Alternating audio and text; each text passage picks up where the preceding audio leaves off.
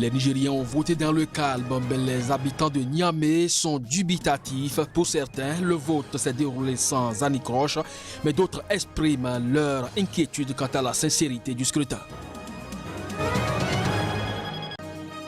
Les Centrafricains ont doublement voté ce dimanche dans un contexte d'insécurité. Aussitôt ce pari relevé, les regards sont tournés vers les résultats attendus dans 3 semaines sous menace de groupes rebelles. Le groupe djihadiste Boko Haram a encore frappé dans le nord-est du Nigeria. Un raid sur 3 villages ce week-end a fait au moins 10 morts, dont 4 membres du personnel de sécurité, selon des sources locales et sécuritaires.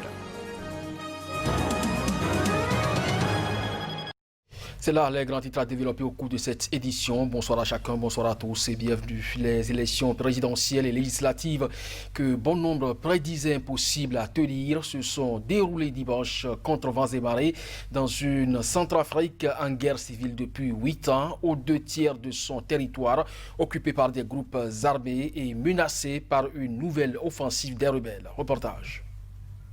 La légitimité de celui qui sortira vainqueur est déjà mise en cause dans un pays où une partie importante de la population a été empêchée de voter et où l'opposition et les rebelles accusent déjà le gouvernement de fraude.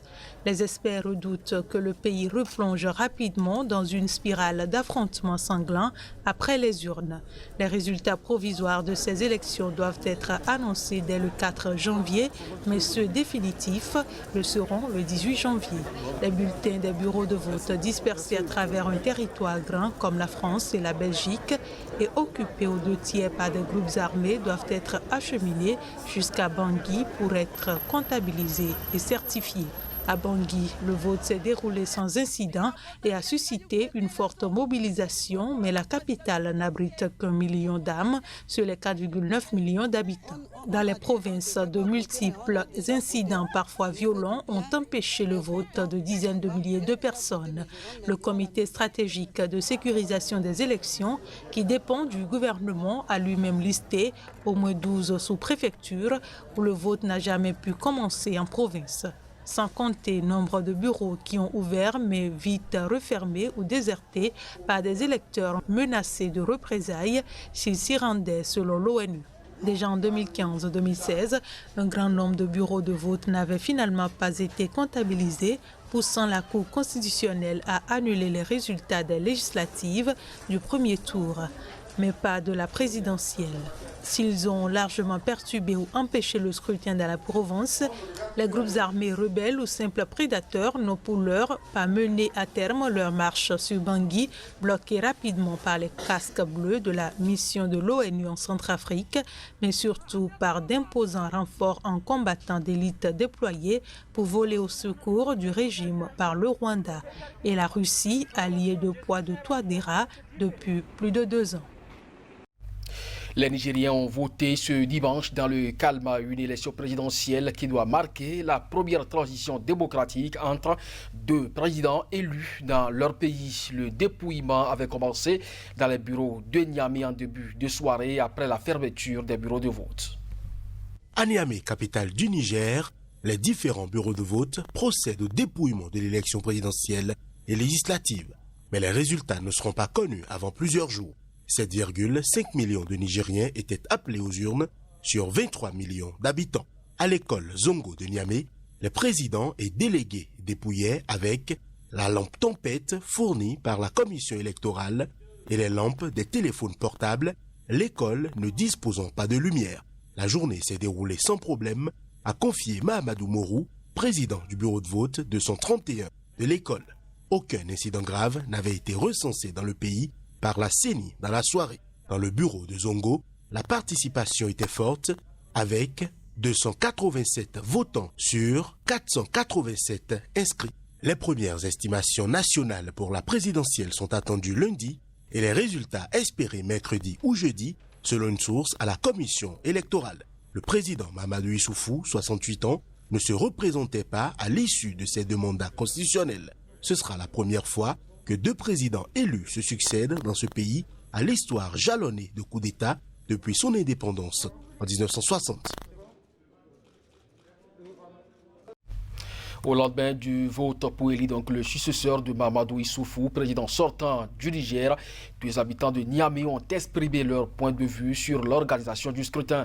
Il n'y a eu aucun incident majeur dans le déroulement du scrutin. J'en suis confiant, déclare l'un, car l'autre n'est pas sûr que ces élections soient saines. On écoute leur avis. Il faut attendre les résultats. Mais j'ai confiance en l'organisation. Je fais confiance à la CENI, la Commission électorale nationale indépendante. Il n'y a eu aucun incident majeur dans le déroulement du scrutin. Je suis confiant.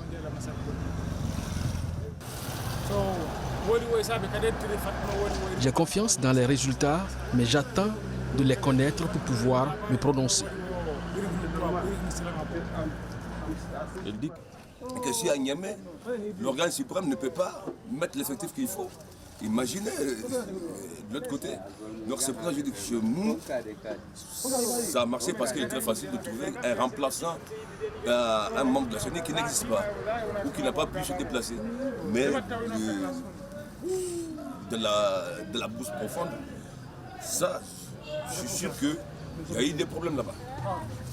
Nous, ça fait 3 ans, on a dit qu'on va faire un vote biométrique.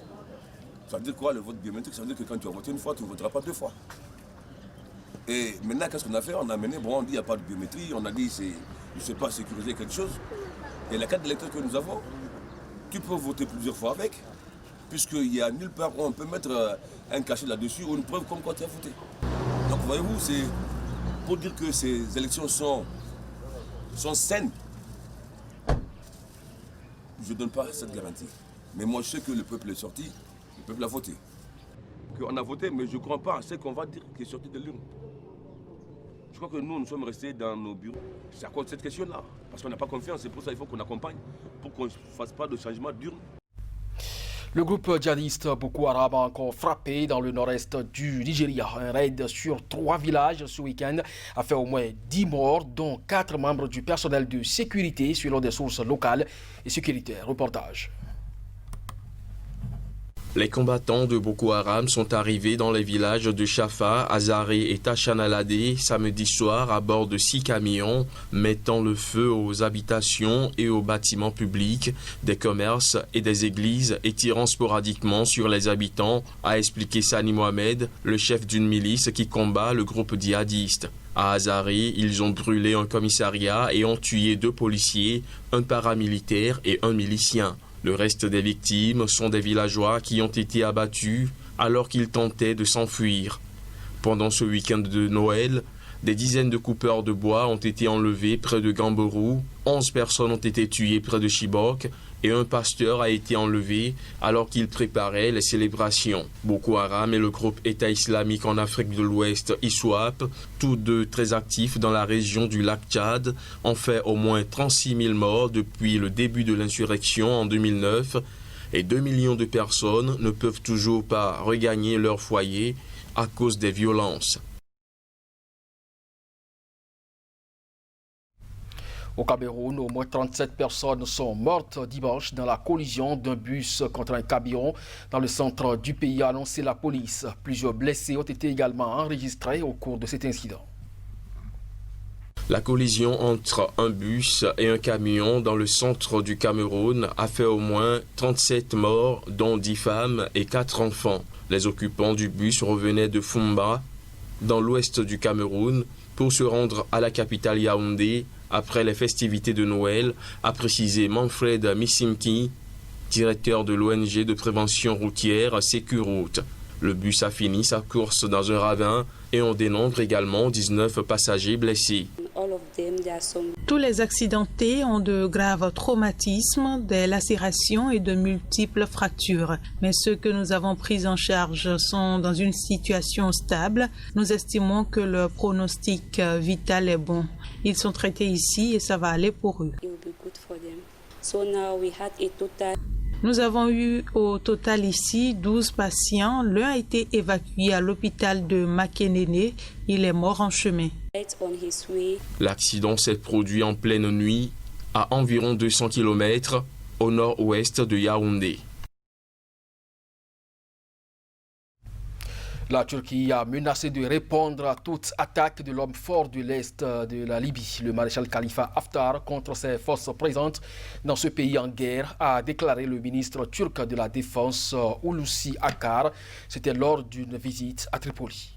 La Turquie a réagi aux déclarations de Khalifa Haftar jeudi appelant à chasser l'occupant turc. Il n'y aura pas de paix en présence d'un colonisateur sur nos terres, a dit le maréchal libyen, soutenu lui par la Russie et les Émirats arabes unis. Le même jour et à l'occasion du 69e anniversaire de l'indépendance du pays, le chef du gouvernement d'union nationale, Fayez al-Sarraj, a appelé ses compatriotes à tourner la page des désaccords pour aboutir à la stabilité. Le ministre turc de la Défense en visite à Tripoli a informé que son pays répondra à toute attaque de l'homme fort de l'Est de la Libye, le maréchal Khalifa Haftar, contre ses forces présentes dans ce pays. Au premier jour de sa visite à Tripoli samedi, le ministre turc a discuté avec des responsables libyens des moyens de riposter à une éventuelle nouvelle offensive de Haftar, selon un communiqué du Haut Conseil d'État. Le Parlement turc a adopté mardi une motion prolongeant de 18 mois l'autorisation de déployer des militaires.